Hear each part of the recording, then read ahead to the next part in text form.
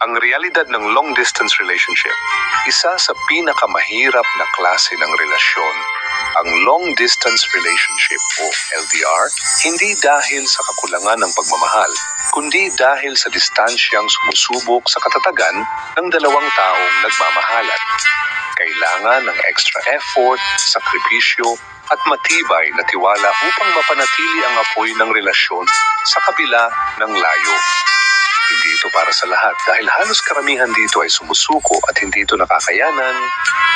Kaya kung isa ka sa mga nasa LDR, huwag mong maramdaman na nakakairita o nakakabigat ang madalas na pangungumusta, pagtawag o pag-chat ng iyong mahal. Sa totoo lang, iyon na lang ang natitirang paraan upang maramdaman niyang malapit ka pa rin sa kanya kahit milya-milya ang pagitan ninyo. Mahalaga ang simpleng, kumain ka na ba? Ingat ka palagi.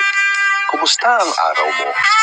Dahil sa ganitong paraan, naipaparamdam mong kahit malayo ka, nandyan ka pa rin para sa kanya.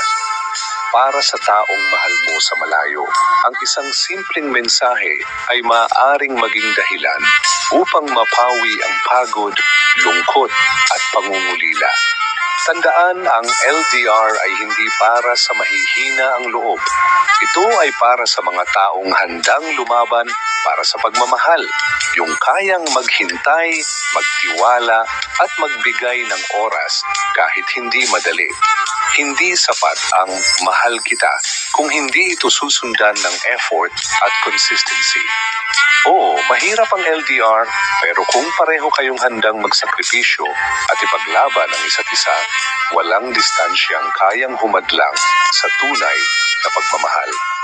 Dahil sa dulo ng lahat ng paghihintay, ang pinakamasarap na bahagi ay ang muling pagkikita at ang muling pagyakap na walang katumbas na saya.